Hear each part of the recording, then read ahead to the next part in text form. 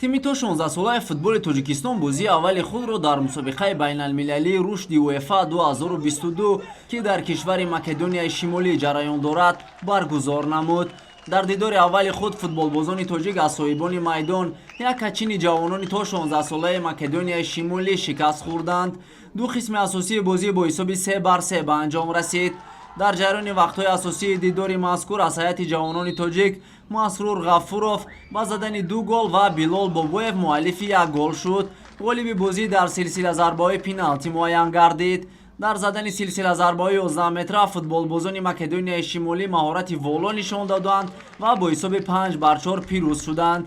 дастаи Зайниддин Раҳимов бозии навбатии худро санаи 5 май бо тими Гондурас баргузор мекунад.